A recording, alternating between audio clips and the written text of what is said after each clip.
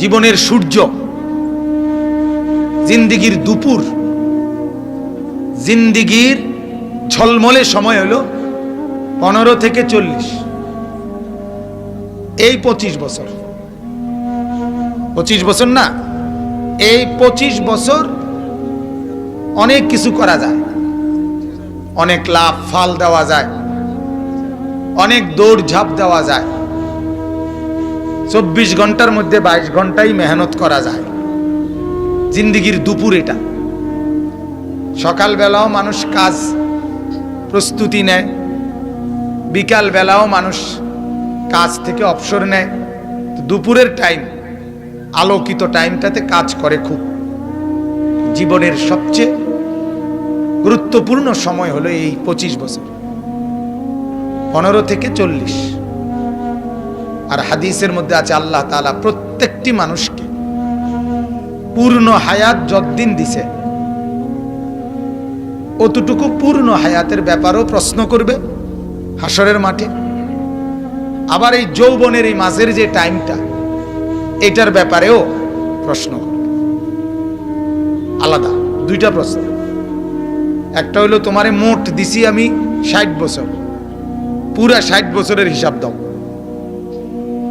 আরেকটা বলবে আল্লাহ আমি তোমাকে যৌবন দিছি 25 বছর, এটার হিসাব দাও, আলাদা দাও। আন উমরিহি ফিমা আফনাহু ওয়া আন শাবাবিহি ফিমা আবলাহু। একটা প্রশ্ন করবে পুরা হায়াত সম্পর্কে, কোথায় ব্যয় করছে। আরেকটা প্রশ্ন করবে যৌবন সম্পর্কে, কোথায় সেটা ক্ষয় করছে। এই জন্য কোরআনুল কারীমের মধ্যে আল্লাহ তাআলা যৌবনের সময়টাকে বলছে আশুদ্দাকুম, তোমাদের মজবুত সময়। হায়াতের সবচেয়ে মজবুত অংশ হলো যৌবনকালটা। এজন্য হাদিসের মধ্যে আছে আল্লাহর নবী সাল্লাল্লাহু আলাইহি সাল্লাম বলেন, শাবুন নাশাআ ফি ইবাদাতিল্লাহ, যে যুবক যৌবনকালটা আল্লাহর ইবাদতের মধ্যে কাটাইছে, আল্লাহ তাআলা তাকে আল্লাহ পাকের আরশের নিচে হাসরের ময়দানে ছায়া দান করবে। হাসরের মাঠে 7 ধরনের ব্যক্তিকে ছায়া দিবে। কয় ধরনের? এর মধ্যে 2টাই যুবক। 7 ধরনের ব্যক্তির মধ্যে 2 ধরনেরই যুবক, আর বাকি 5 ধরন হলো সবাই মিল্লা। এটার মধ্যেও যুবক থাকবে, ওই 5 ধরনের মধ্যেও যুবক আছে। আর বিশেষ স্পেশালি 2 ধরনের সেখানে যুবক। একটা হলো এটা, যে যুবক আর যৌবন কালটা আল্লাহর ইবাদতে কাটাইছে। আমরা ফার্সিতে শের বলে বুজুর্গদের মুখে শুনছি যে বয়সকালে, বৃদ্ধকালে বাঘ সিংহ যখন দাঁত পড়ে যায় তখন সেও আর শিকার করে না, সেও মাথা নোয়া এলায়, গাঁড় নোয়া এলায়। কাজেই যখন শিকার করার টাইম তখন শিকার না করা, ঠিক যে যৌবনকালে গুনাহ করার সবচেয়ে উপযুক্ত টাইম। সব রঙিন লাগে, যৌবনকাল মানে সব রঙিন, যেটা দেখে এটাই ভালো লাগে। বুঝেন নাই কথাটা? এটাকে যৌবন বলে। আর শাবাবু জুনুন, যৌবনকে পাগলামি বলা হয়। সবই ভালো লাগে। এই কারণে এই সময়টাকে আল্লাহর ইবাদতে কাটানো অনেক বড় মুজাহাদা, অনেক বড় মেহনত, আর এটা বড় দাম। আল্লাহ তাআলা এই বরকতে যৌবনের আল্লাহ তাআলা তার আরশের নিচে ছায়া দান করবেন। আরেকটা হলো যুবক, রাজুলুন দাআতহু ইমরাআতুন যাতু মানসাবিন ওয়া জামালিন ফাকালা ইন্নী আখাফুল্লাহ। ওই যুবক, ওই পুরুষ যাকে এমন একজন নারী গুনার আমন্ত্রণ দিছে, যে নারী যাতু মানসাবিন ওয়া জামালিন, বংশ অনেক বড় বংশ, সুন্দরও অনেক সুন্দর, সুন্দরী বংশিয়া কোন রমণী যাকে গুনার প্রস্তাব দিছে, সরাসরি মহিলাই রাজি অপকর্মের জন্য, মহিলাই প্রস্তাব দিছে। মহিলাই আগ বাইরা প্রেমের অফার দিছে, ভালোবাসার অফার দিছে। আল্লাহ রাসূল সাল্লাল্লাহু আলাইহি সাল্লাম বলেন, ওই অবস্থায় যেই যুবক, যেই পুরুষ বলতে পারে ইন্নী আখাফুল্লাহ, আমি আল্লাহকে ভয় করি, আল্লাহ রাসূল সাল্লাল্লাহু আলাইহি সাল্লাম বলেন সেই যুবককে আল্লাহ তাআলা তার আরশের নিচে ছায়া দান করবেন। সুবহানাল্লাহ। এটা অনেক বড় হিম্মত। তো আমার বলার উদ্দেশ্য হলো জিন্দেগীর হায়াতের সময়টাকে গনিমত মনে করা, গনিমত মনে করা। হায়াতের সবচেয়ে গুরুত্বপূর্ণ টাইম যৌবন, এটাকে কদর করা। 40-এর পর থেকেই পরন্ত সময়, শরীর দুর্বল হয়, অসুস্থ হয়। আমার পিঠে ব্যথা, মেরুদণ্ডের শেষ হাড়ে ব্যথা, পিঠেও এখন ব্যথা, আমার কোমরেও ব্যথা। আমি আলাদা একটা সিটে এটা বসতে হয়। আমি যখন প্রথম এটা ডাক্তারে দেখাইছি তখন বড় FCPS ডাক্তার, উনি আমার প্রথম জিজ্ঞাসা করছে, হুজুর বয়স কত? আমি বলছি স্যার 40 শেষ হয়েছে। উনি বলছে তাহলে এখন থেকে হুজুর বাকিটা হায়াত, রোগ শোক এটার লেগে রেডি হয়ে যাবে। মানে যৌবনের ঘোড়া আর ঘুরবে না, রঙিন ঘোড়া শেষ। এখন থেকে এই আজকে এইটা কালকে এইটা, এই জাতীয় কিছু সুবিধা অসুবিধা নিয়েই বাকিটা হায়াত চলতে হবে। এজন্য বাপ, আমার অনুরোধ প্রত্যেকের কাছে নিজেদের জিন্দেগীর সময়কে কদর করা চাই। আহা, এক এক সেকেন্ড আমাদের জীবন থেকে চলে যাচ্ছে। আমাদের প্রত্যেকের উচিত হায়াতের এই সময়গুলোকে কদর করা। ছেলেরাও, বুড়ারাও, জওয়ানরাও, মারাও, বোনেরাও সবাই মিলে কদর করলে সময়কে, হায়াতকে, তাইলেই লাভ। এই যে মাহফিলগুলো, ওয়াজ বলেন, তাফসীর বলেন, চতুর্দিকে জুম্মার বয়ান বলেন, ওলামায়ে কেরামের সমস্ত মেহনত, চতুর্দিকের দিবারাত্রি যত মেহনত, মসজিদ, মাদ্রাসা, খানকা, পীর মাশায়েখ, আউলিয়া বুজুর্গ, জিকির, তাসবিহ, বয়ান, নসিহত, তাফসীর, আলোচনা, সব কিছুর মাকসাদ আখিরাতমুখী করা। কি বলেন? এই ওলামায়ে কেরামের মেহনত সবটার খোলাসা কি? আখিরাতমুখী করা, পরকালমুখী করা। আমাদের মধ্যে পরকালের অনুভূতি কলিজার মধ্যে বসানো। এটা যদি না হয় তো কোনো লাভ নেই, লাভ নেই, এটা কোনো ফায়দা নেই। এজন্য আমার অনুরোধ, আমরা প্রত্যেকে ইনশাআল্লাহ ওয়াজ মাহফিলে, যে আমি এই জন্য প্রতিদিন 2 মিনিট হলো এই কথাটা বলি, যে আজকে ওয়াজ মাহফিলগুলো আখিরাতমুখী চিন্তা চেতনার থেকেও, ওয়াজ মাহফিলের মধ্যে এই যে দোকান পাট, এই বুট বাদাম, খেলনা, কসমেটিক্স, এই জাতীয় জিনিসপত্রের ভিড়ে আসলে ওয়াজ মাহফিলের মূল যে প্রাণ, লক্ষ্য, উদ্দেশ্য, এটা অনেকটা হারায় যাইতেছে। মকসদ থেকে আমরা দূরে ঝরে যাচ্ছি। হাদিসের মধ্যে আছে, হযরত ইরবাজ ইবনে সারিয়া রাদিয়াল্লাহু তাআলা আনহু, ইরবাজ একজন সাহাবীর নাম।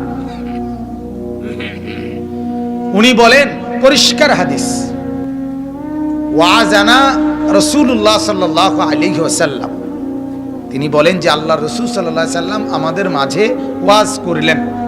কি করলেন?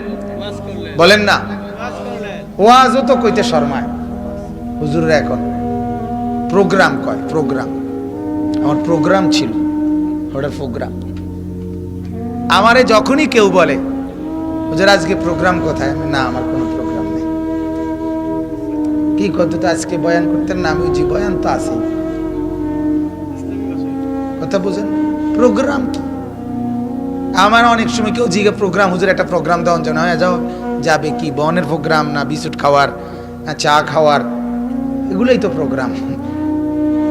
মাহফিল বলতে এবড়া শর্মায়, ওয়াজ বলতে এটা মনে পুরান পুরান শব্দ, প্রোগ্রাম, বাপরে, প্রোগ্রাম করে বেটা, ও তো ডেইলি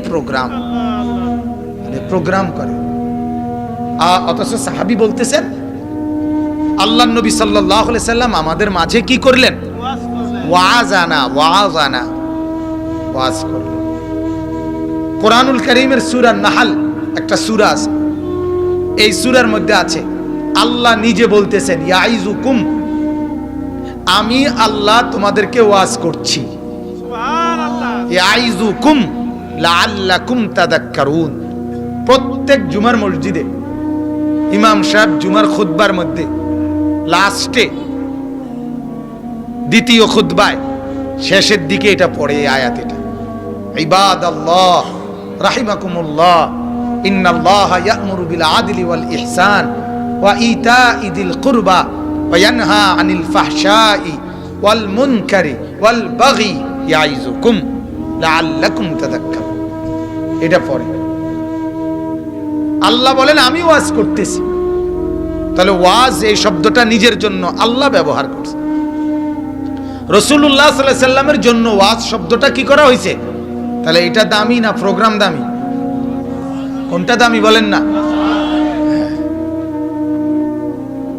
প্রোগ্রাম তো যে কোনো প্রোগ্রামে হইতে পারে, যে কোনো কিছুকে ওয়াজ বলা যায় না, ঠিক না বলেন? তো বলতেছিলাম ওই সাহাবী বলেন ওয়াজানা রাসূলুল্লাহ সাল্লাল্লাহু আলাইহি ওয়াসাল্লাম, এর বাজ আল্লাহ রাসূল সাল্লাল্লাহু আলাইহি ওয়াসাল্লাম আমাদের মাঝে ওয়াজ করলেন। জারাফাত মিনহাল উয়ুন ওয়া ওয়াজিলাত মিনহাল কুলুব, এই দুইটা শব্দ ব্যবহার করছেন উনি। সাহাবী বলেন রাসূলুল্লাহর ওয়াজ শুনে আমাদের চোখ থেকে অঝরে পানি ঝরতে লাগলো। ওয়া ওয়াজিলাত মিনহাল কুলুব, আর আমাদের অন্তর আল্লাহর ভয়ে কাঁপতে শুরু করে। তাহলে ওয়াজের মাকসাদ হবে চোখে পানি ঝরবে, দিলের মধ্যে আল্লাহর ভয়ে কম্পমান হবে, এটা হবে ওয়াজের মাকসাদ, ওয়াজের টার্গেট। কোরআনুল কারীমের মধ্যে আছে ওয়া ইযা সামি'ু মা উনজিলা ইলার রাসূল তারা আ'য়ুনাহুম তাফিদু মিনাদ দাম'i। আল্লাহ তাআলা বলেন, এই যে 7 নাম্বার পারা কোরআনুল কারীমের শুরুই হয়েছে এই আয়াতটা দিয়া, ওয়া ইযা সামি'ু মা উনজিলা ইলার রাসূলি তারা আ'য়ুনাহুম তাফিদু মিনাদ দাম'i মিম্মা আরাফু মিনাল হক। আল্লাহ বলেন ও রাসূল, আপনার সাহাবীদের অবস্থা এমন, আপনার উপরে নাজিল করা এই কোরআন যখন তারা আপনার জবান দিয়ে শুনে, আমার কোরআন শুনে, তখন আপনি দেখেন তারা আ'য়ুনাহুম, আপনি তাদের চোখের দিকে তাকিয়ে দেখেন তাদের চোখ থেকে তাফিদু মিনাদ দাম'i, অঝরে চোখ দিয়ে পানি ঝরতেছে। কি ঝরতেছে? পানি ঝরছে। তাহলে আল্লাহর কথা শুনলে, কোরআনে আল্লাহ বলছে, কোরআনে আল্লাহর কথা শুনলে এটার লক্ষ্য উদ্দেশ্য হলো চোখ থেকে কি পড়বে? পানি ঝরবে। এই হলো মাকসাদ।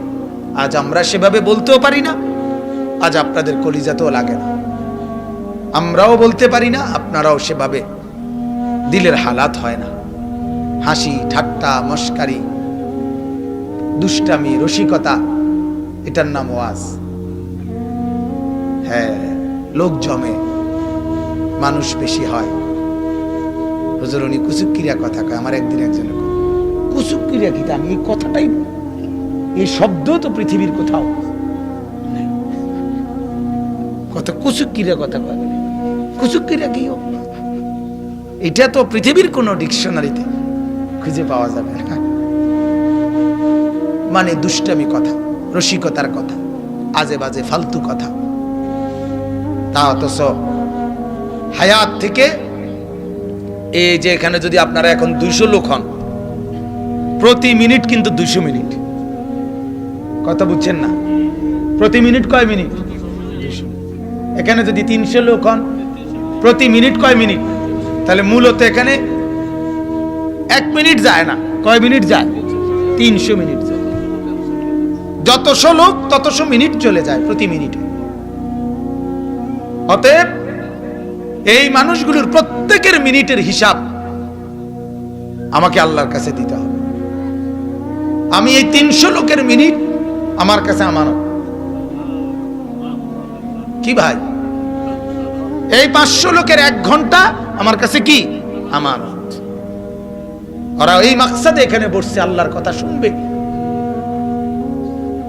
আমার দিকে তাকাইয়া বসছে, আমার কাছে আমানত না, এটা বলেন না? হ্যাঁ। অতএব আমার দায়িত্ব এটা, জিম্মাদারি এটা, আপনাদের কাছে যথোপযুক্ত আল্লাহর কথা সরবরাহ করা, আখিরাতের কথা সরবরাহ করা।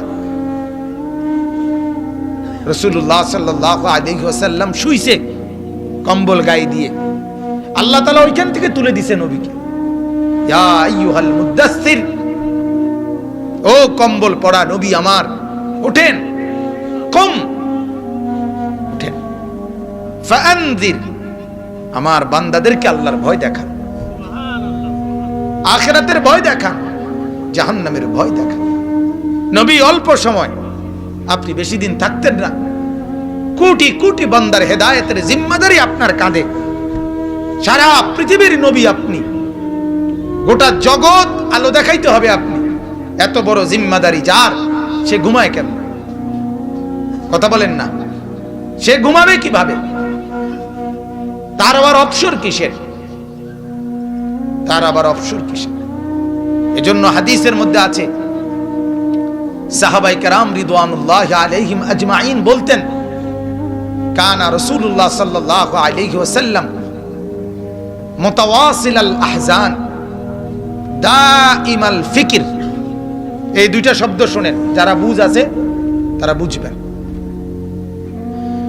সাহাবীরা বলেন, আল্লাহ রাসূল সাল্লাল্লাহু আলাইহি সাল্লামের দুইটা সিফাত ছিল, নবীজির চেহারা মোবারকের দিকে তাকাইলেই মনে হইতো দুইটা জিনিস। একটা হইল মুতাওয়াসিলাল আহজান, ধারাবাহিক চিন্তিত, দাইমাল ফিকির, সারাক্ষণ কি যেন ভাবতেছে, সারাক্ষণ কি যেন ভাবতেছে, সারাক্ষণ কি নিয়ে যেন চিন্তা করতেছে। চেহারা দেখলেই এটা মনে হইতো। সাহাবীরা বলছে, কখনোই আল্লাহ রাসূলকে বেফিকির, গাফেল, কোনো কিছু চিন্তা করতেছে না এমন কোন সেকেন্ড নবীজি কাটাইতেন না। সারাক্ষণই কাউরে আর কাকে বলবে, আর কিভাবে বলবে, আর কখন বলবে, কিভাবে ইসলামের দাওয়াত দিলে সুন্দর হবে, এই ফিকিরের মধ্যেই তার জিন্দেগিটা কাটত। দিবা রাত্রি এমনই ছিলেন, দাইমাল ফিকির, মুতাওয়াসিলাল আহজান। হাসবেন কিভাবে তিনি, রসিকতা করবেন কখন তিনি, ফুর্তি করবেন কখন তিনি। হাদিসের মধ্যে আছে, আল্লাহর নবী সাল্লাল্লাহু আলাইহি সাল্লামকে জিজ্ঞেস করছেন, ইয়া রাসূলুল্লাহ, আপনার চেহারা এরকম বিমর্ষ কেন? আল্লাহর নবী সাল্লাল্লাহু আলাইহি সাল্লাম বলেছে, কাইফা আনউমু ওয়া সাহিবুস সূরি কাদ ইলতাকামাহু। নবী বলেন, সাহাবীরা শোনো, কাইফা আনউমু, এটার অর্থ হলো আমি কিভাবে আনন্দ করি, আমি ফুর্তি কেমনে করি, অথচ আমার এই নিজ চোখে আমি ইসরাফিলকে সিংহা মুখে দাঁড়িয়ে থাকতে দেখছি। সাহিবুস সূর, সূর মানে হলো যে সিংহা ফু দিবে, সাহিব মানে সিংহাওয়ালা। কাদ ইলতাকামাহু, কামড়াইয়া, মুখ দিয়ে কামড় দিয়ে ধরে রাখছে। ওয়া হানা জাবহাতাহু, কপাল নিচের দিকে নামায় দিছে, কোনো দিকে নজর নাই। আসগা সামআহু, কান খাড়া করে রাখছে, পুরা ফিকির, এক ধ্যানে আছে কখন আল্লাহ বলবে। নজর চোখের নিচের দিকে, কান খাড়া আল্লাহর কিসের দিকে, অর্ডারের দিকে, আর মুখে সিংহা। যেদিন থেকে বানাইছে সেদিন থেকে আজও, এখন থেকে কিয়ামত